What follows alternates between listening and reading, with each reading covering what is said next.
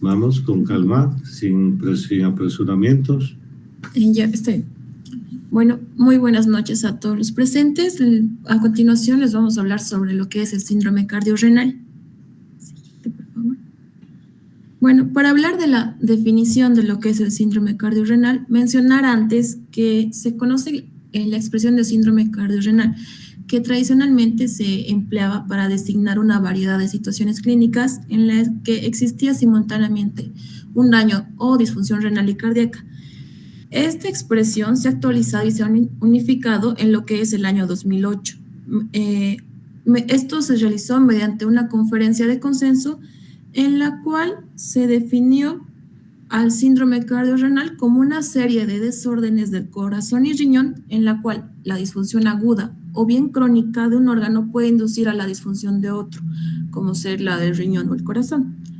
Y en esta misma conferencia de consenso se realizó lo que es la clasificación en 5 tipos de síndrome cardiorrenal, dependiendo del órgano que se encuentra de forma inicial lesionado.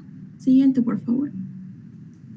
Entonces, tenemos esta clasificación de 5 tipos y vamos a hablar ahora de lo que sería el síndrome cardiorrenal de tipo 1, o también conocido como cardiorrenal agudo. En este se va a dar lo que es el deterioro agudo de la función cardíaca, lo cual va a conducir a que se dé una lesión renal aguda. Este se va a presentar en 1/3 de los hospitalizados que están hospitalizados por una insuficiencia cardíaca aguda y puede ocurrir en el contexto bien sea de una enfermedad crónica, ya sea de uno o ambos órganos. Siguiente, por favor. En el síndrome cardiorrenal de tipo 2, o también conocido como cardiorrenal crónico. Este va a ser donde una insuficiencia cardíaca crónica va a conducir a lo que es una enfermedad renal, pero en este caso una enfermedad renal crónica. Este se ha identificado que en el 42% de los pacientes va a aumentar al doble la mortalidad. Y en el síndrome cardiorrenal de tipo 3 o renocardíaco agudo, la lesión renal aguda va a llevar a lo que es un daño cardíaco agudo, como ser la isquemia, arritmias o insuficiencia cardíaca aguda. Los mecanismos para llegar a este daño cardíaco agudo son múltiples y se ha determinado que entre estos mecanismos se tienen lo que son las toxinas urémicas, las cuales van a deprimir lo que es la capacidad contráctil y van a causar una pericarditis. Lo que sí no se tiene específicamente determinado es que otras toxinas participan o qué otros componentes van a participar en este daño. Siguiente, por favor. El síndrome cardiorrenal de tipo 4, en donde la enfermedad renal crónica va a contribuir en lo que es en la afección cardíaca mediante una hipertrofia ventricular, una disfunción diastólica y en un incremento de los episodios cardiovasculares. La mortalidad y los episodios cardiovasculares van a aumentar a medida que va a empeorar la función renal o conforme se vaya acentuando lo que es la albuminuria. Y en el síndrome de cardiorrenal de tipo 5, en donde se va a dar una alteración simultánea, tanto de la función renal y cardíaca, y esto va a ser consecutivo a un trastorno sistémico, bien sea agudo o crónico, como ser sepsis, lupus eritematoso sistémico, hipertensión, diabetes, sarcoidosis y también amiloidosis. Siguiente, por favor. Con respecto a la epidemiología y a los factores de riesgo, se tiene determinado que el 40% de los pacientes con insuficiencia cardíaca descompensada va a presentar lo que es el síndrome cardiorrenal. Y en un estudio que se ha realizado en pacientes hospitalizados por insuficiencia cardíaca, se ha encontrado que solo el 9% de estos pacientes tenían una función renal normal. Y en pacientes con síndrome cardiorrenal agudo, estos pacientes que tienen este síndrome cardiorrenal agudo van a tener 3 veces más riesgo de morir en comparación con los que tenían una insuficiencia cardíaca o una enfermedad crónica de forma aislada. Y en aquellos pacientes que tenían síndrome cardiorrenal de tipo 4, de los que había mencionado, el tipo 4, se observaba que el incremento en el riesgo de morir era de un 49%. Siguiente, por favor. Continuando con lo que serían los factores de riesgo, se han realizado diversos estudios. María Fernanda, es bueno recalcar a tus compañeros estos porcentajes del compromiso cardíaco y renal en este grupo de pacientes que están expuestos a desarrollar este síndrome, ¿no es cierto? Indicando prácticamente que casi hasta la mitad de los pacientes que se internan por un problema cardíaco ya cursan, muchos de ellos, hasta un 50% con un posible compromiso renal agudo o crónico, dependiendo de, como lo has mencionado, del tiempo de evolución de la disfunción cardíaca, y en los otros grupos dependiendo del tiempo de evolución de la disfunción renal, ¿sí? Y esto, pues, lógicamente repercute en qué, en una mayor permanencia de los pacientes y, lógicamente, mayor consumo de los recursos.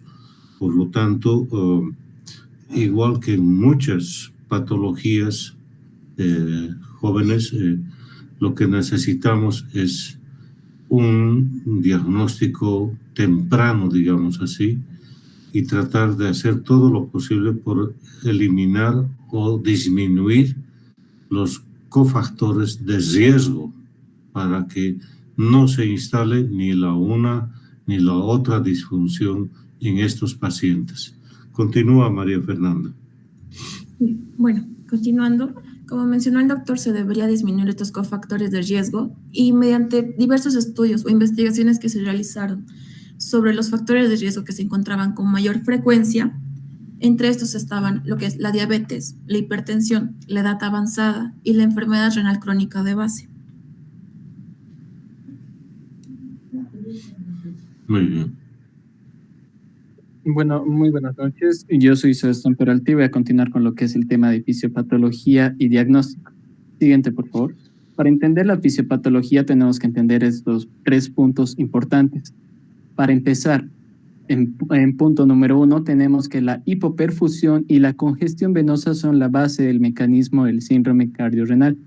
En el punto número 2, y un punto muy importante, indica que aunque algún grado de lesión renal aguda se presente en el 50% de los pacientes con choque cardiogénico, solo el 3% de pacientes con síndrome cardiorrenal presenta una presión sistólica menor a 90 milímetros de mercurio. No se ha demostrado una relación entre la disminución de la fracción de eyección ventricular izquierda y la enfermedad renal crónica o la lesión renal aguda. Como último punto, el punto número 3, entendemos que la fisiopatología del síndrome cardiorrenal parece ser mucho más compleja, que incluye muchos factores, donde se incluyen la sobreactivación del síndrome renina o del sistema renina-angiotensina-aldosterona. Existe también una congestión cardíaca, existe la liberación de catecolaminas y otros aspectos que vamos a ver más adelante. Ahora, ese es un esquema muy importante a mi parecer para recordar un poco de lo que es el sistema renina-angiotensina-aldosterona. ¿Por qué? Porque dentro de este sistema están muchos aspectos del tratamiento y también muchas formas de explicar de cómo se presenta la enfermedad. Para empezar, de forma normal, tenemos de que puede existir una disminución de la perfusión glomerular, ¿no? Y eso va a activar a lo que es la renina. La renina va a activar a la angiotensina, el angiotensinógeno que es liberado por el hígado, convirtiéndole en angiotensina 1. Esta va a ser activada por la enzima convertidora de angiotensina liberada por los pulmones en la angiotensina número 2. Y esta va a actuar en distintos sistemas, ¿no? Podemos ver en la parte de abajo, a nivel neurohormonal, tenemos de que va a aumentar la secreción de la hormona antidiurética y esta va a hacer de que se reabsorbe agua y sodio.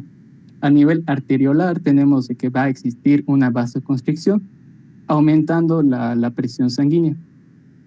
A nivel renal también actúa y lo que va a hacer es que va a liberar la aldosterona, que junto con la angiotensina 2 va a aumentar lo que es la absorción de sodio y agua. Esto va a aumentar lo que es la volemia sanguínea, la retención de líquidos, y va a volver a la normalidad lo que es la perfusión renal. Ahora, siguiente, por favor. ¿Qué pasa cuando estos sistemas son alterados, cuando existe un desequilibrio, no? Pueden existir varios sistemas que están en desequilibrio. Para empezar, podemos explicar una sobreactivación del sistema renina-angiotensina-aldosterona, en el cual va a existir fisiológicamente y también patológicamente puede existir la reducción del flujo glomerular. pero en ese caso donde existe una sobreactivación, va a haber una contracción anormal de la arteria eferente, un aumento de la poscarga y una sobreabsorción de lo que es agua y sodio. Tenemos a nivel nervioso, en el sistema nervioso simpático, la presencia de la liberación de catecolaminas. Estas catecolaminas son tóxicas a nivel cardíaco en las células miocardíacas. ¿Qué van a provocar? Van a provocar apoptosis, van a provocar remodelamiento cardíaco e insuficiencia cardíaca. Ahora, respecto también al nivel neurohormonal, tenemos la hormona antidiurética que, a pesar de que existe una hiponatremia, recordemos que aunque los niveles de sodio pueden estar normales, va a existir una retención de líquidos, entonces el sodio va a estar diluido. A pesar de que existe esta situación, esta hormona va a estar presente y va a hacer un círculo vicioso, no va a seguir aumentando lo que es la retención de líquidos. Y también tenemos aspectos a niveles cardíacos y renales, en el cual a nivel cardíaco podemos ver de que una patología previa puede existir de que una presión venosa central puede estar incrementada en un nivel mayor a 6 milímetros de mercurio.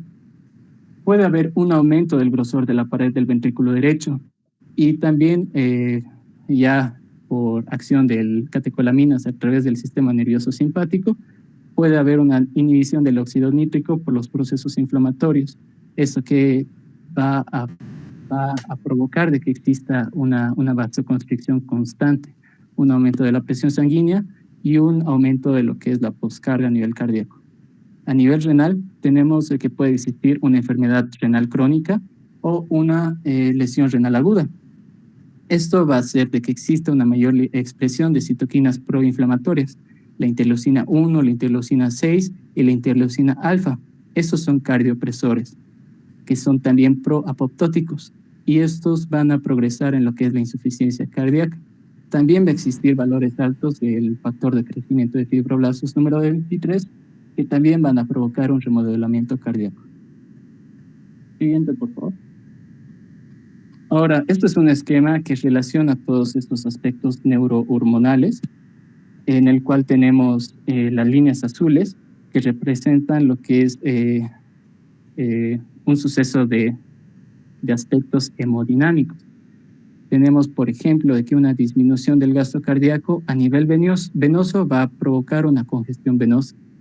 Esto va a terminar con una disminución del flujo renal, provocando también la expresión de lo que es el péptido natriurético. Estos dos aspectos van a aumentar a lo que es la retención de sodio y agua. Estos van a seguir reteniendo agua, va a aumentar la presión venosa central y la presión venosa a nivel general, y a nivel renal esto va a provocar una retención de líquidos. Tenemos también de que el riñón, por este aumento de la presión venosa, va a ser la activación del sistema renina-angiotensina-aldosterona, ¿no? Lo que ya decíamos anteriormente de forma patológica, una sobreexpresión.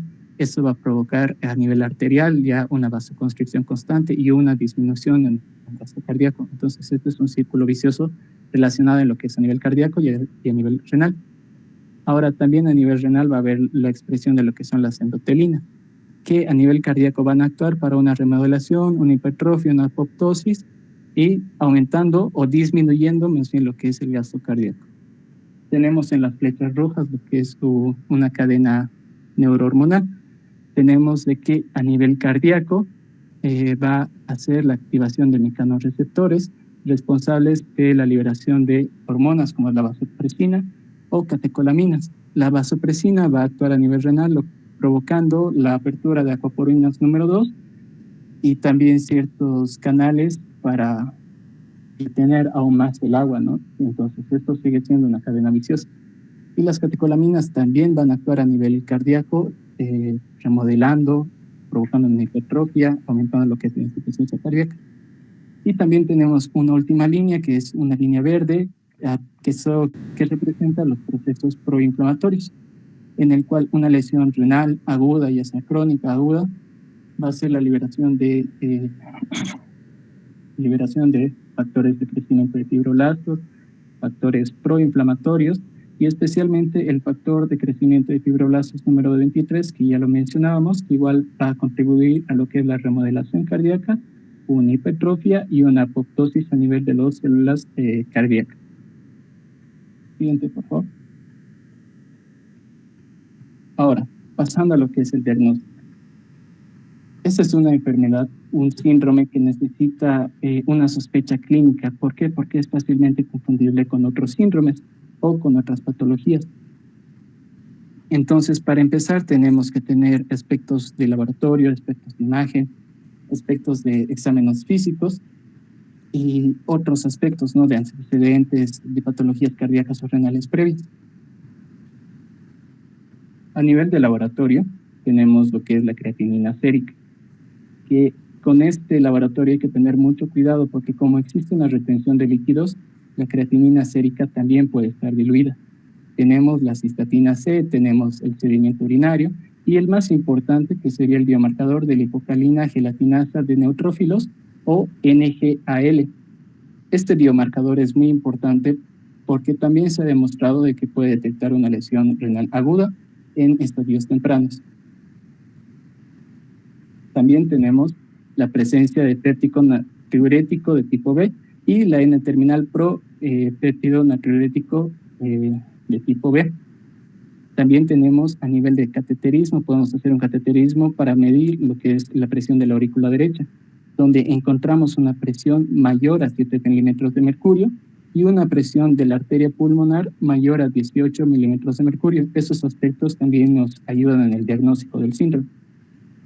Tenemos apoyos de imágenes como lo que es la radiografía de tórax, el ultrasonido pulmonar, la puntuación Vexus, que más tarde lo vamos a ver. Y por último también tenemos lo que es los aspectos clínicos. Tenemos aspectos importantes como lo que son el edema bilateral de piernas, el pulso venoso yugular mayor a 8 centímetros, una presión sistólica menor a 90 milímetros de mercurio y un índice cardíaco menor a 1.8 litros minuto en metros cuadrados. Esos son los aspectos clínicos más importantes. Podemos tener también la presencia de tercer ruido cardíaco, estertores, disnea, pero esos son fácilmente confundibles con otras patologías. Sí. Por favor. Perdón, Sebastián. ¿Puedes volver al gráfico, al cuadrito este? Jóvenes, viendo estos componentes, tanto en lo que es en el apoyo de gabinete, de imágenes y de la clínica, podemos rápidamente asociar con otros cuadros. A ver, ¿alguno de ustedes? Porque si se fijan ustedes, estos datos marcadores clínicos, laboratoriales y demás, no son exclusivos. Y como dijo su compañero o su compañera también, el diagnóstico no es tan fácil en este grupo de pacientes. ¿Les recuerda alguna patología en especial a alguno de ustedes? A ver, ¿no hay nadie que pueda opinar? Yo les lanzo la siguiente inquietud. ¿No ven esta situación un poco o casi similar, digamos así, a la fisiopatología, digamos, de la que ha acontecido, digamos, en los pacientes que han sido internados a terapia intensiva, inclusive con COVID? Les lanzo esa suposición si quieren. ¿Qué dicen ustedes?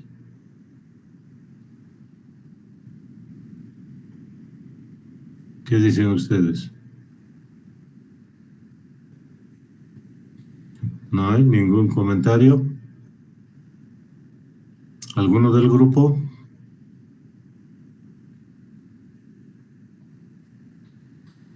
¿Se acuerdan que muchos pacientes que han ingresado a terapia intensiva y que requerían asistencia ventilatoria, intubación, respiradores y todo aquello, no han hecho este mismo cuadro? Claro que sí. Analicen un poco. Por eso es que su compañero les ha dicho o mencionado que no existe unos marcadores o datos específicos para el diagnóstico de este síndrome. Adelante, por favor, Sebastián. Muchas gracias, doctor. La siguiente diapositiva, por favor. Eso ya es lo que es la puntuación VEXUS. Se utiliza lo que es la ecografía de tipo Doppler. Es más para especialidad, ¿no? Pero, sin embargo, es importante conocerlo. Y lo que refiere esta puntuación es que para determinar la gravedad de la congestión venosa, esa es una forma de estratificar la patología, es a través del diámetro de la vena cava inferior y patrones de onda de la vena hepática porta e infrarrenales. Si nos vemos un poco a la imagen, podemos ver lo que es BCI, que sería la vena cava inferior, y los distintos estadios, ¿no? Aquí sí te muestra lo que es la imagen en vivo de lo que es la vena cava inferior, y pueden ver a través de VEXUS 0, VEXUS 1, VEXUS 2, VEXUS 3, cómo es que esta vena se va dilatando y cómo es que va perdiendo un poco de lo que es la morfología normal. Eso quiere decir de que existe una mayor congestión venosa, existe un mayor diámetro de esta vena. Pero lo que es la vena hepática, la vena porta y las venas intrarrenales, no podemos verlas así en vivo como con la vena cava inferior. Entonces se utilizan los patrones de ondas de tipo Doppler. Pueden ver igual en VEXUS 0, VEXUS 1, VEXUS 2, VEXUS 3, cómo se van alterando estos patrones de onda. ¿Y qué representan? Representan lo que es el flujo sanguíneo venoso normal. En VEXUS 0 podemos ver un flujo normal, un flujo tranquilo de retorno venoso. Pero mientras más nos acercamos al VEXUS 3, vemos de que estas ondas se van alternando, aparecen ondas bifásicas, ondas trifásicas, y eso puede indicar de que este retorno venoso ya no está tan seguido, ya no existe un retorno venoso como tal, y existe una dilatación venosa, existe una retención de líquidos, existe un mayor aumento del diámetro de estas venas.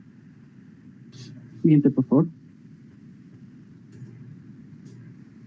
Ahora, como último punto, y saliendo del examen de radiología, aquí podemos ver dos ejemplos que son apoyos diagnósticos. En sí no son unos diagnósticos específicos para el síndrome, pero nos ayudan también a ver la gravedad de la enfermedad. En la parte izquierda podemos ver lo que es una radiología posterior anterior de tórax, en el cual podemos encontrar una imagen típica de edema agudo de pulmonar. Podemos ver lo que se decía, ¿no? El signo de mariposa. Y en la parte derecha ya tenemos una ecografía de tórax. Aquí tenemos también lo que son las líneas B. ¿Y qué representaban las líneas B? Son edemas pulmonares cardiogénicos, que existe una retención de líquidos en los tabiques interalveolares. Ahora, también existe, a través de este examen, también podemos ver la presión auricular derecha, que va a ser mayor a 7 milímetros de mercurio, y también un diámetro de la cava va a ser mayor a 12 milímetros. Eso lo podemos ver mediante la ecografía, y también son apoyos diagnósticos para llegar a determinar de que presenta un síndrome cardiorrenal. Muy bien el resaltar esos datos, Sebastián. Eso es lo que tienen que... para eso se están mostrando estas imágenes, jóvenes. Adelante. Ya, bueno, continuando con el tema, yo voy a presentar el tratamiento del síndrome cardiorrenal. Siguiente, por favor. En el tratamiento agudo vamos a tener los objetivos, que es la descongestión del exceso de líquido, mantener con esto un estado euvolémico, asegurar presiones de perfusión y mejorar el pronóstico del paciente. Siguiente, por favor. La descongestión se va a realizar lo que es con el uso de los diuréticos como primera línea, y aunque también se puede realizar lo que es la ultrafiltración dialítica, aunque esta se va a reservar para pacientes que van a presentar una resistencia al tratamiento médico con los diuréticos, o también en pacientes que presenten algún criterio de una urgencia dialítica. Siguiente. Los diuréticos de ASA se consideran el pilar del tratamiento descongestivo en este caso, es debido a que estos van a causar una potente diuresis al disminuir lo que el sodio y el cloro.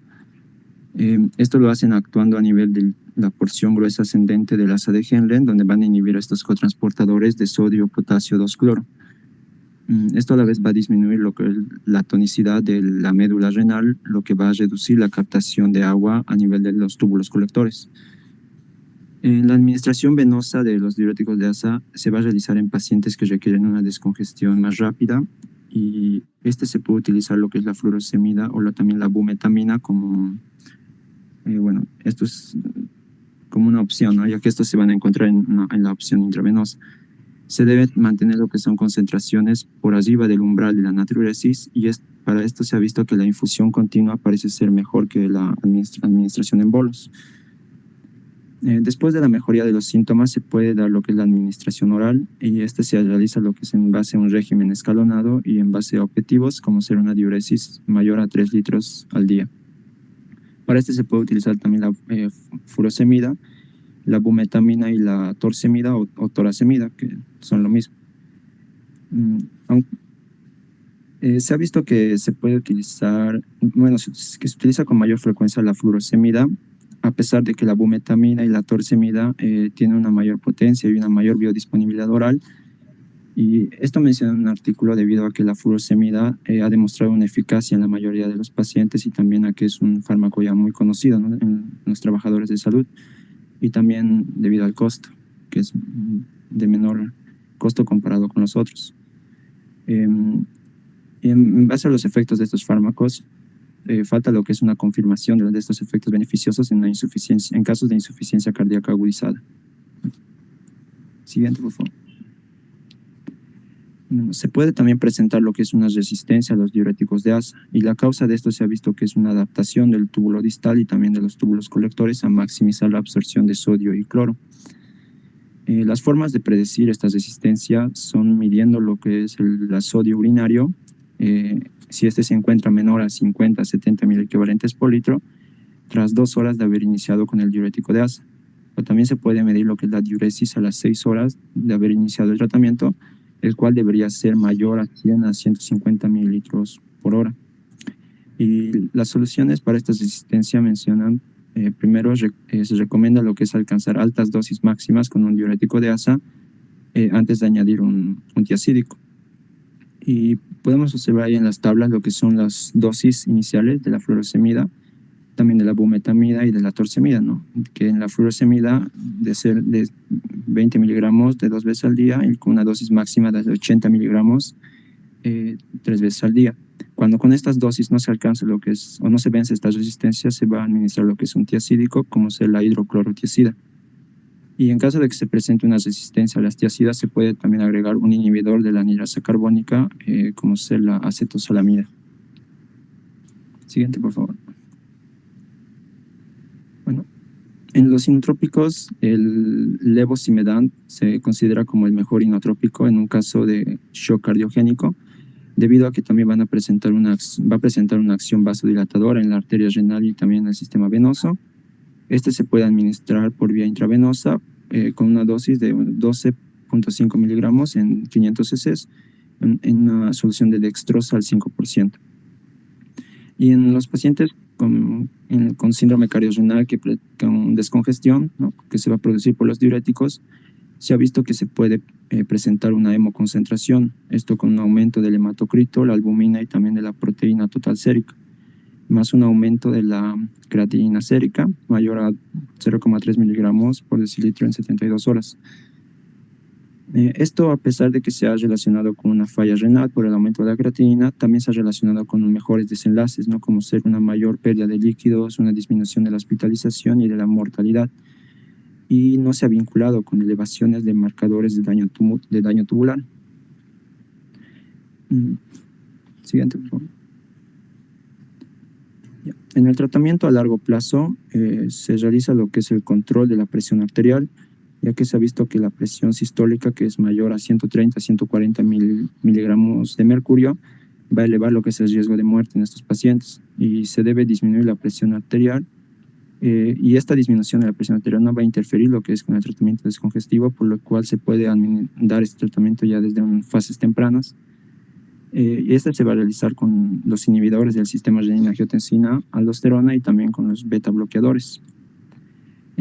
Nos recomienda también que no se debe reducir el tratamiento en caso de una insuficiencia cardíaca con deterioro renal, ya que se ha visto que en pacientes con insuficiencia cardíaca y un FEVI bajo, a pesar de que se puede elevar la creatinina sérica, se va a reducir la mortalidad. Y los beta bloqueadores se ha demostrado que su eficacia principalmente en los síndrome cardiorrenal de tipo 2 y de tipo 4. El beta bloqueador que principalmente se utiliza es el carvedilol, ya sea en su forma simple o también en su forma de liberación controlada. ¿No? Se va a dar una dosis inicial, como se observa en la tabla, en la forma simple de 3,25 miligramos 2 veces al día, hasta dosis máximas en caso de pacientes de que pesen menos de 85 kilogramos, de 25 miligramos 2 veces al día, o más, si pesan más de 85 kilogramos, de 50 miligramos 2 veces al día.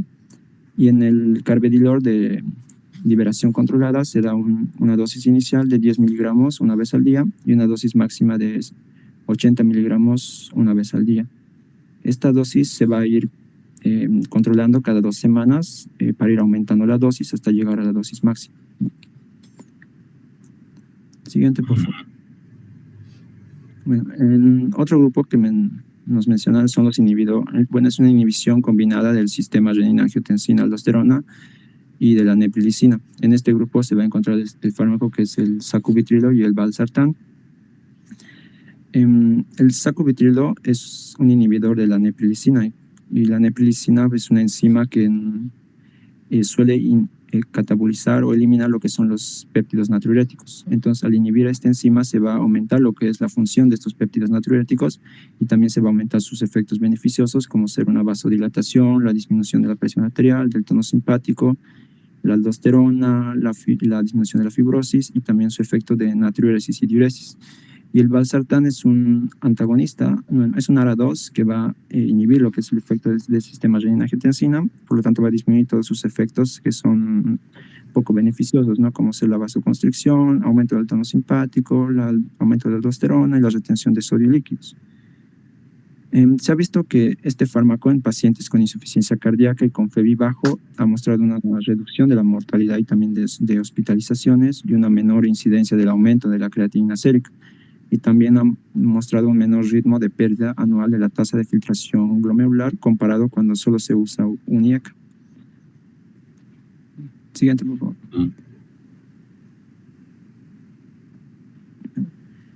Bueno, los inhibidores de la SGLT2, que es un cotransportador de sodio-glucosa que se localiza en los túbulos proximales.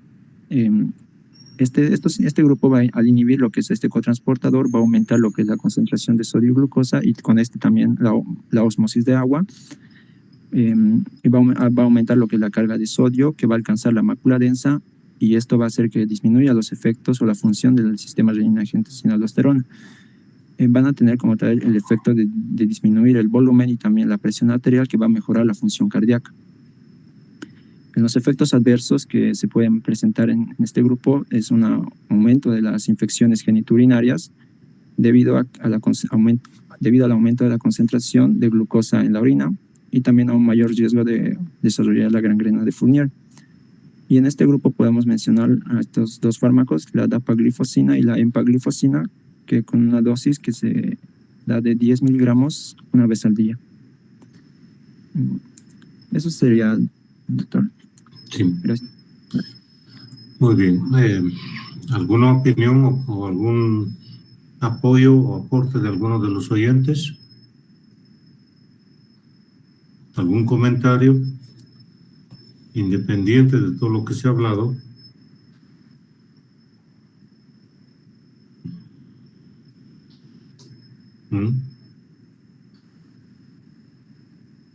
Bueno, remarcando acá algunos puntos que han mencionado sus compañeros, podríamos reforzar, digamos así, el hecho de que prácticamente, si ustedes se han fijado, el tratamiento de este síndrome va a estar sobre todo dirigido al manejo o el tratamiento, digamos así, del síndrome cardiorrenal de tipo 1, llamado, catalogado así.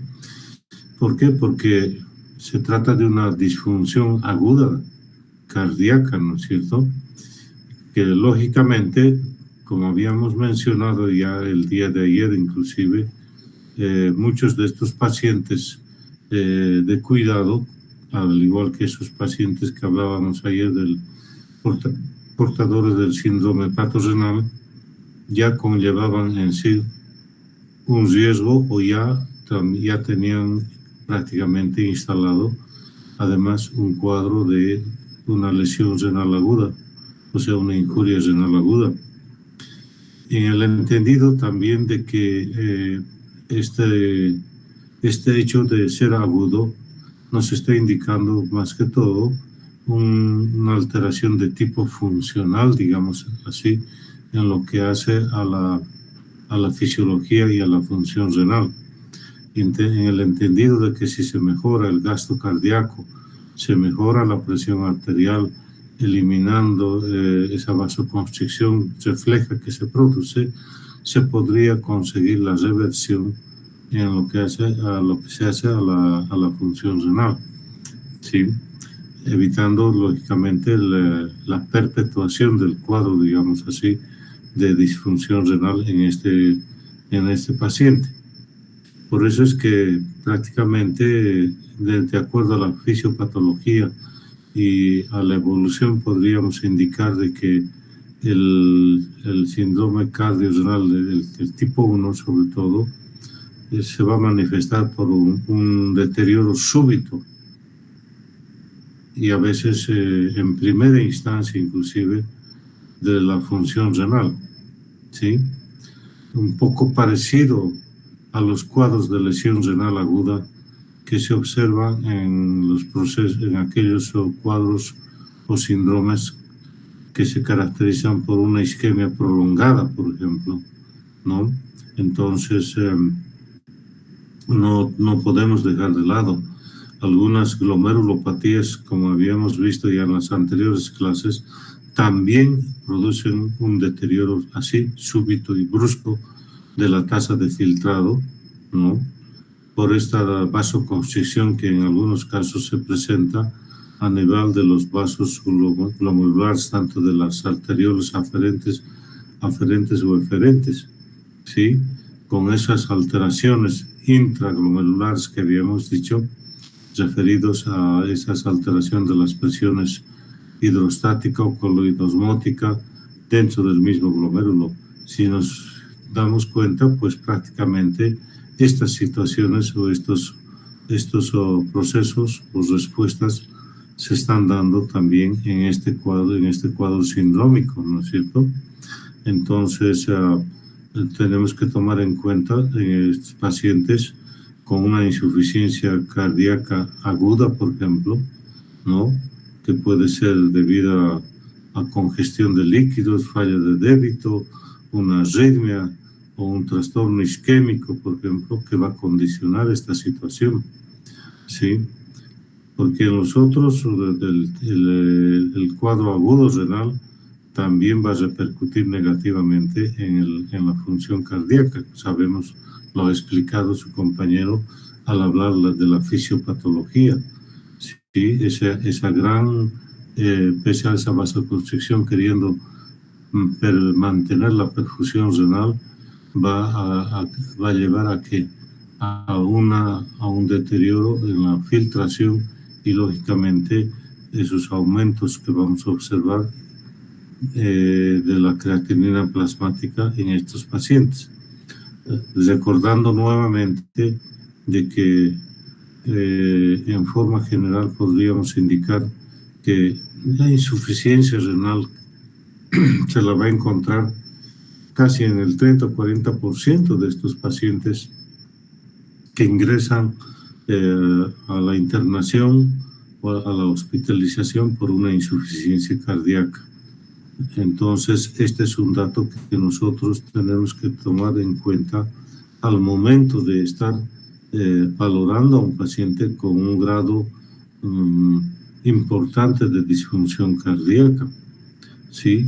Entonces, inmediatamente tenemos que ponernos al tanto de que paralelamente a esa insuficiencia cardíaca que puede haberse descompensado en forma súbita por algún factor precipitante, también esté repercutiendo en una función renal que también agudamente va a ser deteriorada, ¿no?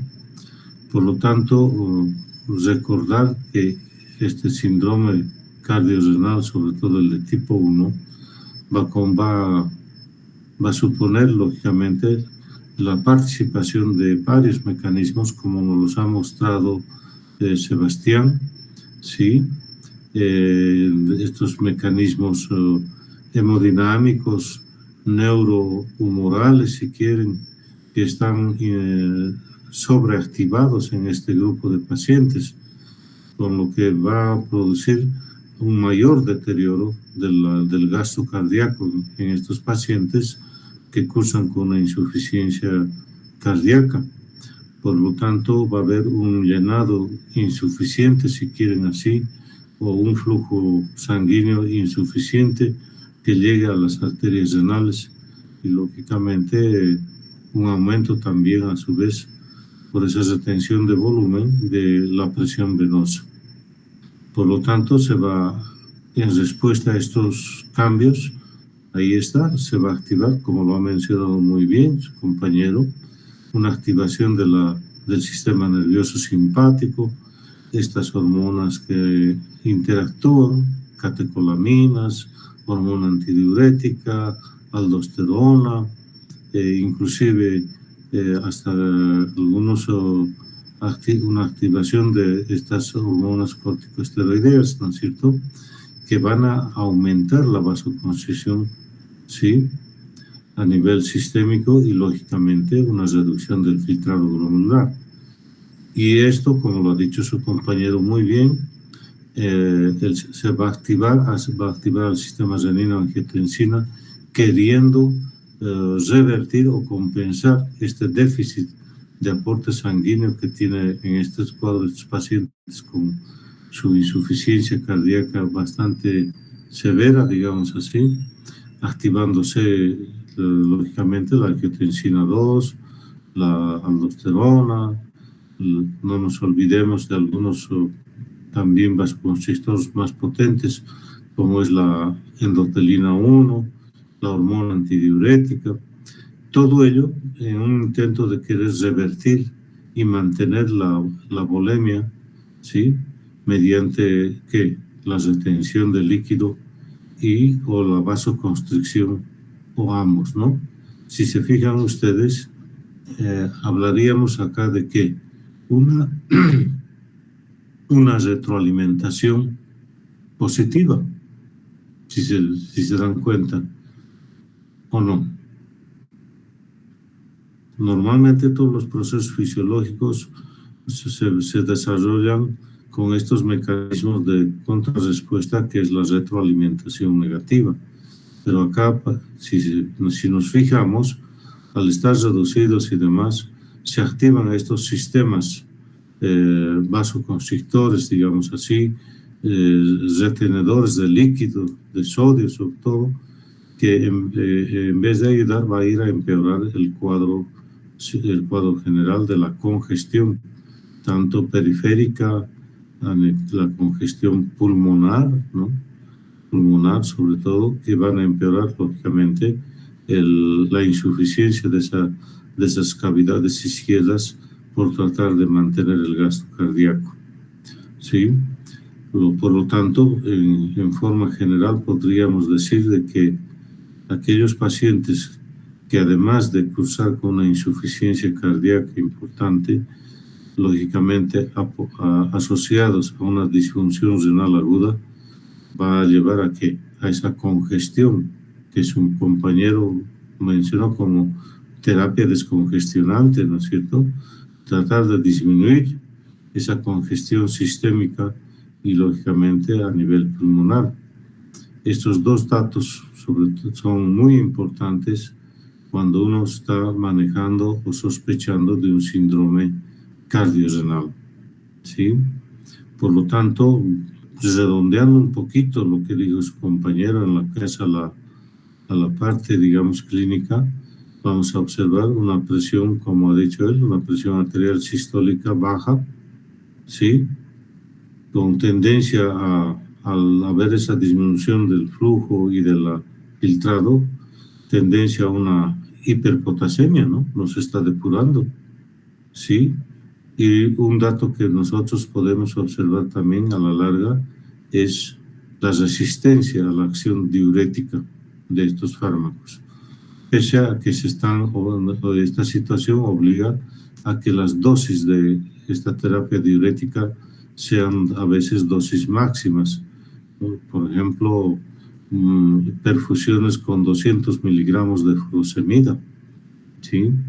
Para mantener ese volumen de diuresis dentro de ese rango que nos decía su compañero, hasta de 2 o 3 litros de volumen urinario por día, independiente de que lógicamente eso va a llevar a que se aumente, digamos así, los niveles de la creatinina plasmática en cierto grado, que prácticamente puede que después del procedimiento estos niveles que se hayan subido de la creatinina vayan disminuyendo, ¿sí? Ahora, lógicamente, también tenemos que tomar en cuenta algunos otros cofactores que tenga el paciente. Lo ha mencionado su compañera, la hipertensión arterial, la diabetes mellitus, que van a, lógicamente, contribuir, desde luego, al deterioro de la función renal y, lógicamente, a la mala evolución que va a tener esta cardiopatía descompensada. Si tienen algún comentario o alguna opinión más, adelante, muchachos. ¿Hay algo más a los del grupo o a los otros compañeros? ¿Algún comentario al respecto de lo que se ha comentado sobre esta temática hoy, jóvenes? Carlos Antonio. No, doctora, es todo claro, tal vez, todo lo que explicó, doctor. Sí, si no es, digamos, de mucha presunción, también hay un aspecto que es bueno, jóvenes, a todos los que están ahorita en la reunión. Sí, es bueno reconocer la simplicidad, por un lado, el hecho de hablar sobre datos concretos y demás, sobre una temática que no es fácil de ser entendida, sobre todo por sus mecanismos fisiopatológicos participantes, y que su compañero lo ha desmenuzado de una forma tan simple, igualmente en cuanto hace a las herramientas diagnósticas que tenemos, ¿no? Y sus compañeros al hablar del tratamiento actual que se tiene, o como diríamos, la fisiopatología o la epidemiología de este cuadro que ha mencionado también su compañera. Es bueno también reconocer que la presentación ha estado a un buen nivel. Por lo tanto, felicito a los tres alumnos que han presentado, y que sea de una forma de estímulo, digamos así, para futuras exposiciones que hagan ustedes mismos, como es Sebastián, María Fernanda, ¿sí? Y Sebastián, ¿sí? ¿De quién más me está olvidando? Me he olvidado de... Yo, doctor. De John Henry, doctor. Sí, está bien. Entonces, pues agradecerles esto, y si existe algún comentario por parte de sus compañeros que están asistiendo a la reunión, adelante.